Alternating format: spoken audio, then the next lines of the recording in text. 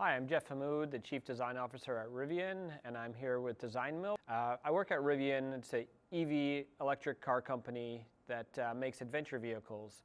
The first two vehicles we launched was the R1T, which is a truck, and the R1S, which is a three-row SUV. We also create electric delivery vans for Amazon, and we just recently showed the R2 and the R3 and R3X at our Laguna Beach Theater in early March. So I'm here to answer some questions. I got this hat full of questions, and pick one out and answer it. So first one is, the online conversation around the vehicle color palettes is so intense. What can you tell us about how you approach color? Well, when you look at Rivian, and part that I talked about just a second ago is that we're an EV brand that creates adventure vehicles. So when you think of what adventure means, adventure can mean many things, but for us, when we start to think about some of the active lifestyles of looking at surfing, kayaking, mountain biking, hiking, we look at the equipment and the gear that a lot of people use or wear and really try to incorporate that into our design language in terms of our form, but also the color and material usage. And we look at automotive, but more just to be aware of what other companies are doing, but we really don't want to be emulating anything else and really want inspiration from outside of automotive and more lifestyle. So one of the things that's great about a lot of the lifestyle brands, especially in the active lifestyle, is that you can get something that feels very premium, but still invites you to use it and get dirty. And that's something that's really important for us at Rivian, is that when you get inside the vehicle, it feels premium, but you're not afraid to get it dirty. It is easy to clean. Even just the way we pick some of our forms are also inspired by some of that color and material choices through other elements. And I'll use the carabiner, for example. That actually influenced the shape of our headlights, and it was actually on a color and materials table for inspiration on color. So I'll pick another question. How do you connect automotive design to other design practices? Where do you see traces of other design philosophies in your work? When you look at automotive design and you look at a product, a vehicle, it's actually a sum of many, many different products all coming together. And your job as a designer is to make sure it all looks cohesive. But if you really look at every element could, and it kind of is its own product. Like a headlamp, the amount of detail and work that goes into that is its own product. A steering wheel, a seat, the exterior of the car, a wheel, roof racks, whatever it could be, it's its own product. And our job as designers is really to make sure that it all connects and all looks cohesive. And when we look at that, that doesn't just stop at the physical shapes of the vehicle, the physical things you interact with, but also the digital. How can we bring some of that feeling into our digital experience as well? How we use color, how we use graphics. I mean, even just recently, we were reviewing some fonts that we're looking at, and a lot of the design terms we use in vehicle design is very transferable into other things, even something as simple as font, by adding a lead into a curve or just a small little radius. So using a lot of that line work that we create in our products on a physical side also transfer into digital. Another question. What were your primary design challenges moving from the R1 to the R2? Well, with R1, it was our first vehicle, our handshake with the world. And number 2 is our second album. And the second album, we have to build off of what everybody loved with the first album, but it has to have its own unique character and its own unique feeling.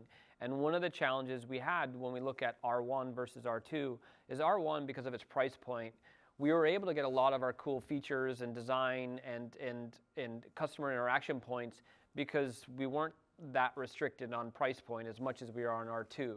Because we want R2 to reach a lot more customers, we really have to think about what are the things we're going to say no to, but without the car feeling cheaper or diluted, but still have the Rivian brand essence. So really picking a lot of the key design elements to make sure that they're recognizable between the two of them. And how far do we push our second product? Do we want it to be completely different, or do we want it to be similar and build off of what we have? So with R2, we purposely made a conscious decision to make it feel like a smaller R1S, but when we showed R3, it showed how we can actually stretch the brand in a very different direction. Next question. What technology or innovations in turn spurred new ways of approaching the R2 design? Well, quite a few of them did, but one of them that I'm really excited by is our steering wheel controls. And the thing that I love about the steering wheel controls is, well, one, the design process of it, but it started off as a little sketch of one of our industrial designers that had this little wheel that was basically inserted like a big coin inside of a steering wheel, and you can kind of see through it and see the full side of it. We liked the design and the aesthetic of it, but we didn't know exactly how do we incorporate that into a unique customer experience or a UX of that. And we wanted to add, because vehicles as they get more technologically advanced, there's a lot of reliance on software and touch screens, but we wanted something that still gave you that feeling of something mechanical, but really incorporated well into the digital experience. So we worked with our UI UX team, and we developed these roller wheels that are on either side of on both sides of the steering wheel. You can rotate them up or down, you can push them in and out, and you can move them side to side, and they're accessible from both sides of the wheel. And what's great about that is, because we're using haptic feedback through the technology we worked with our software and our electric architecture team, is that they have these really distinct differences depending on what mode you're in. So if you're rotating the wheel for volume, there's these small distinct clicks. If you're in a menu, and you're looking at it on the screen, there's these big chunks as you see. As you rotate the wheel, there's a bigger chunk to rotate to it, and you see that also happen on the screen.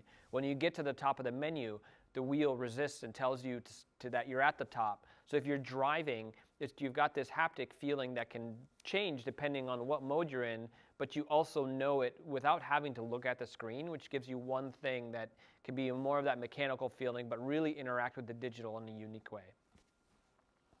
All right, last question.